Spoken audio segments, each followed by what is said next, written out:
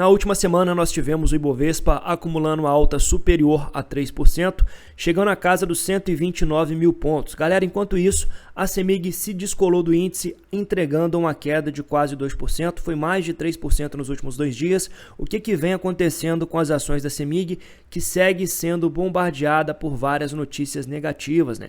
Então temos manifestação dos trabalhadores em relação aos planos de saúde. Além disso, a companhia identificou quase 3 mil furtos de energia no Vale do Aço e, por fim, alguns municípios denunciam má prestação de serviço por parte da CEMIG. Será que tudo isso realmente denota uma perda de qualidade por parte desse ativo? Isso nós vamos saber analisando não só os indicadores fundamentalistas, mas também os indicadores de qualidade presentes no resultado dessa empresa. Tudo isso é importante para saber se vale a pena continuar associado a essa empresa para o longo prazo. Será que existe aqui capacidade de geração de valor para o pequeno investidor? Vamos fazer também uma projeção de dividendos para o ano de 2025. E nesse vídeo também vou trabalhar com vocês a importância de termos algumas small caps na nossa carteira de investimentos de longo prazo, né? Porque que isso pode gerar um impulso na rentabilidade da carteira, principalmente se você está começando a construção da sua carteira de investimentos agora. Terceiro ponto, nós vamos falar um pouco sobre a Kepler Weber, uma empresa que parece barata, tem entregado ótimos resultados e tem uma excelente disciplina na distribuição de dividendos, o que torna ela uma empresa valiosa para a carteira do investidor de longo prazo, mas vamos ver os principais pontos de risco no resultado. Por fim, vou falar a respeito de uma empresa que vem conseguindo aliar crescimento e dividendos. Então, a Unifique é de um setor relativamente perene, que é o setor de telecomunicações. A empresa hoje vem sendo negociada abaixo de R$ 3,50 e olhando para os indicadores de valuation, me parece sim uma empresa muito descontada. Estamos falando de um preço-lucro inferior a 5 vezes, a empresa negociada dentro do seu valor patrimonial, está com endividamento bem tranquilo e quando a gente olha para a margem EBITDA, temos a margem das operações bem próximas de 50%, que indica um certo potencial de eficiência nas operações dessa empresa. Vamos mergulhar um pouco mais nos resultados para tentar entender se a Unifique seria uma boa aposta para a sua carteira de investimentos de longo prazo. Lembrando que nada nesse vídeo se trata de uma recomendação de investimentos, a intenção é trazer informação de qualidade para você ganhar autonomia no mercado financeiro. E antes de prosseguirmos, gostaria de agradecer ao apoio do nosso amigo Pissola, um cara que fortalece muito o nosso clube de membros, trazendo informações relevantes e também agregando com o racional do investidor de longo prazo. Muito obrigado pela sua parceria e sem mais enrolação, bora pro vídeo. Então, na última semana, a CEMIG foi bombardeada por diversas notícias negativas. A primeira delas, nós tivemos aqui os trabalhadores da CEMIG querendo a suspensão das mudanças em plano de saúde. Então, os gestores da empresa defenderam uma audiência de reajuste de 60% em mensalidades para equilibrar as despesas a fim de contribuição patronal, né? Então, um reajuste no pagamento do plano de saúde dos colaboradores. Então, eles não aceitaram muito bem isso e isso já criou um atrito entre os colaboradores e a gestão da CEMIG. E além disso, na seara política, nós temos algum atrito acontecendo entre o atual governador de Minas Gerais e o ministro de Minas e Energia, Alexandre Silveira, que critica fortemente a atual gestão da CEMIG, acusando o Zema de realizar venda de algumas hidrelétricas sem consulta pública. Entretanto, o Zema destaca que na atual gestão a CEMIG está construindo 230 novas subestações, das quais mais de 120 já foram entregues. Independente de contexto político, olhando friamente para os números entregues pela companhia, nós temos aqui um investimento de 49 bilhões entre os anos de 2019 e 2028. Né? Então a companhia segue sim investindo fortemente para melhorar a qualidade dos serviços. Isso tem se traduzido também numa melhor alocação de capital. E a ótima alocação de capital, bem como a disciplina nos custos e despesas da companhia, tem se refletido em excelentes números quando a gente olha para os resultados financeiros, né? Principalmente olhando aqui para o EBITDA, que são os números provenientes das operações, né? O lucro antes dos juros, impostos, depreciação e amortização. Esse EBITDA vem crescendo muito forte, saindo de 3,7 bilhões em 2018, alcançando o patamar de 8,5 bi em 2023, e tudo indica que 2024 ele vai superar essa marca, né? Então teremos um EBITDA recorde em 2024. Então, o bom controle na alavancagem, nas despesas financeiras, vem abrindo espaço para uma margem líquida muito maior, né? Então, a empresa sai de uma margem líquida de apenas 5,8% para 16,1%, né? Saindo de um lucro de 1,7 bilhões em 2018, alcançando a cifra de 5,7 bi em 2023 e deve superar essa marca agora com o fechamento do ano de 2024. E aqui o estado da arte consiste no fato da companhia seguir investindo fortemente. Vejam que o CAPEX não para de crescer, melhorando as operações da companhia e consegue ainda nesse contexto reduzir o seu endividamento, né? Então, investimentos seguem crescendo e a alavancagem segue diminuindo. Isso mostra mais uma vez o alto grau de eficiência da atual gestão da CEMIG.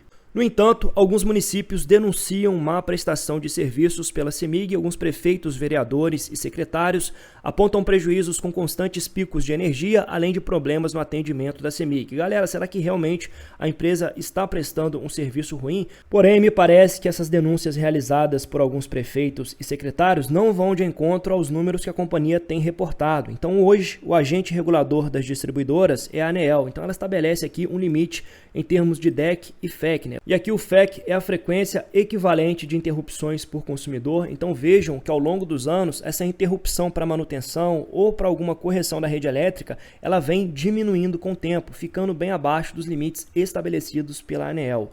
E o DEC, que é a duração equivalente de interrupções ao consumidor, ou seja, o tempo que a rede fica indisponível para a manutenção por parte da CEMIG, ele também vem se reduzindo com o tempo, ficando mais uma vez bem abaixo dos limites regulatórios, o que mostra que, de acordo com o órgão regulador, a empresa vem entregando ganho de qualidade nas suas operações.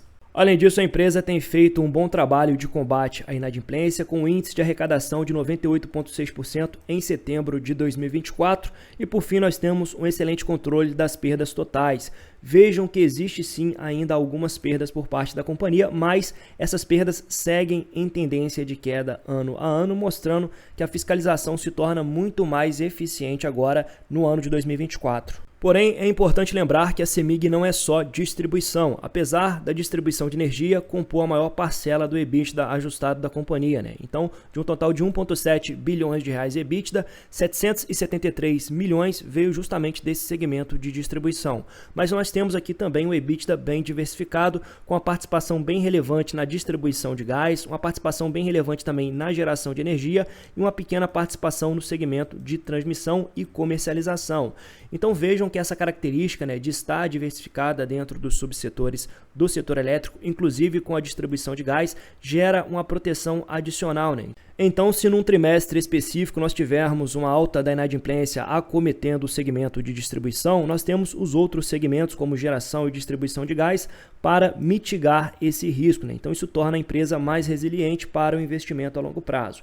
E acima de tudo, é legal ver essa alavancagem em tendência de queda, né? A empresa hoje vem trabalhando com dívida líquida sobre EBITDA em 0,88, o que é uma alavancagem extremamente tranquila para uma empresa de um setor de receitas muito previsíveis, como é o caso do setor elétrico. Lembrando que a empresa vai passar por um ciclo forte de investimentos de 2025 a 2029, que pode puxar para cima essa alavancagem. Mas como nós estamos vendo, existe espaço aqui para tomar dívida sim. Agora só um pouco de cuidado aqui, é porque o resultado do terceiro trimestre está bem impactado por alguns eventos não recorrentes, né? A entrada de 2 bilhões de reais no lucro líquido advindo da venda da Aliança Energia para Vale. Isso não vai mais acontecer em 2025.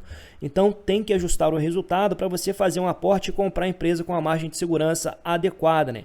Já garantindo um yield on cost interessante na saída. Olhando para o resultado normalizado e fazendo uma projeção pé no chão para o ano de 2025, nós temos aqui a expectativa de um lucro por ação de R$ 1,82, um PL projetado de 5,9 vezes e com payout de 50%, que é o payout histórico da companhia, nós temos um dividendo por ação de 91 centavos, que não é um dividendo ruim.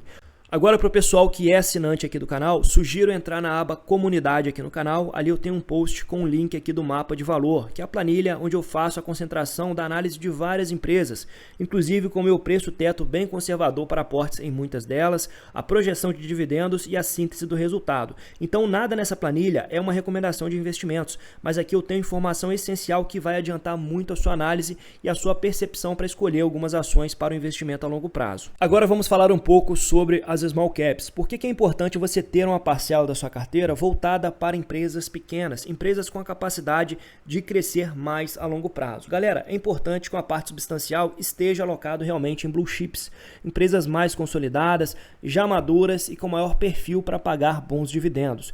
Mas se você quer ter uma rentabilidade interessante a longo prazo, é bom você olhar também para empresas menores. Uma empresa de pequeno porte que esteja realizando uma boa entrega de resultados, ela tem uma capacidade também de se multiplicar várias vezes ao longo das próximas décadas. E o fato dessas companhias possuírem uma liquidez muito baixa, ou seja, elas negociam um volume muito menor frente às blue chips, uma saída forte de capital acaba penalizando muito mais a cotação desses ativos, sem que haja perda de fundamentos. Por isso que é interessante você buscar maiores assimetrias nesse ramo de ações. Aqui costumam estar as maiores oportunidades no contexto da assimetria preço-valor, ou seja, comprando uma empresa pelo preço muito inferior ao seu valor intrínseco. Então vou olhar para duas small caps hoje que eu considero interessantes para o longo prazo, uma de perfil um pouco mais cíclico e uma empresa do setor de telecom que tem entregado excelentes resultados. Começando pela empresa que é uma das maiores posições na carteira do meu amigo Josias, lá do Rio Grande do Sul. Então forte abraço aí para os gaúchos. Essa empresa vem acumulando uma queda de 23,6% no último mês. Será que houve perda de fundamento ou é algo apenas pontual, considerando aí as características do agronegócio? Bom, inicialmente vejam que nós estamos falando aqui de uma small cap com valor de mercado de 1,4 bilhões de reais, né? E é uma empresa também cíclica, que acaba performando de acordo com o desempenho do agronegócio, já que o core business dessa empresa é fornecer capacidade de armazenagem de grãos para os grandes produtores agrícolas aqui no Brasil, né? E vocês sabem a grande importância do silo, ou até mesmo reter um pouco a produção para momentos onde o ciclo esteja mais favorável para a venda. Então, para o agricultor, para o homem do campo, ter uma capacidade de armazenagem acima da média é essencial para a estratégia de lucros a longo prazo, permite uma maior flexibilidade para esses produtores. E como vocês sabem, nós tivemos um forte ciclo de alta tanto no milho quanto na soja de 2019 até 2022 e agora nós estamos vendo uma certa correção no preço dessas commodities no mercado internacional. Então, temos uma demanda um pouco menor, um preço médio praticado também menor. E como vocês sabem, além da retração no preço dessas commodities, 2024 foi repleto de crises climáticas que afetou bastante a produção do agronegócio, que caiu 3,2%, o que acaba desestimulando o produtor agrícola a tomar dívida para investir nas suas operações, né? Ou seja, crescer a sua capacidade de armazenamento. Houve um aumento sensível nas despesas com vendas gerais e administrativas, né? Então, além de estar vendendo o seu produto a um preço médio praticado menor, nós temos as despesas gerais e administrativas corroendo um pouco daquilo que seriam as margens da companhia. Olhando os indicadores fundamentalistas, me parece uma ação descontada, já que atualmente a Kepler negocia 7 vezes o lucro dos últimos 12 meses, entregou um yield de quase 11% e hoje a companhia trabalha sem dívida, né? Então temos aqui uma companhia caixa líquido que vai sofrer muito pouco diante desse cenário de Selic mais elevada. A companhia vem trabalhando com a margem EBITDA de 20,4% e uma margem líquida de 12,4%. Destaque para os indicadores de rentabilidade, já que aqui nós temos uma companhia que entrega um retorno sobre o patrimônio líquido de mais de 26% e um ROIC de 18,7%. Então eu gosto de empresas com rentabilidade acima de 20%, mostra que as operações são realmente muito rentáveis. Olhando aqui para a distribuição de proventos, a empresa paga pelo menos 4 vezes ao longo do ano. E vejam como nos últimos anos esses dividendos têm crescido, né? Fruto, é claro, dos bons resultados que a Kepler tem entregado. Então me parece uma boa empresa para o investimento a longo prazo, mas tem que ter um cuidado especial justamente com essa ciclicidade do setor do agronegócio, né? Então acompanhar de perto os resultados, ao notar uma melhora principalmente nas margens, é o momento de voltar a aportar pesado na companhia. Lembrando que aqui carrega um tempero de imprevisibilidade um pouco maior, porque vai depender das demandas externas, porém o Brasil é um país com grandes vantagens competitivas nesse setor a longo prazo e eu acredito que vale a pena sim ter uma ou outra empresa do setor na carteira do investidor, olhando sempre para o longo prazo, entendendo que esse setor é um pouco mais cíclico, então vai trazer uma volatilidade um pouco maior para a carteira do investidor. Agora vamos falar de uma empresa do setor de telecom com valor de mercado de 1,2 bilhões de reais, né? Então a Unifique tem entregado aqui um forte crescimento dos seus resultados. Vejam que ela sai de um lucro líquido de 50 milhões de reais em 2020, atingindo 145 milhões de reais em 2023. Então aqui nós temos uma boa pegada de crescimento, quando a gente fala de lucratividade. E o mais interessante é que, além de entregar um forte crescimento dos lucros, considerando o que foi pago nos últimos 12 meses, a empresa está entregando um dividend yield de 7,3%.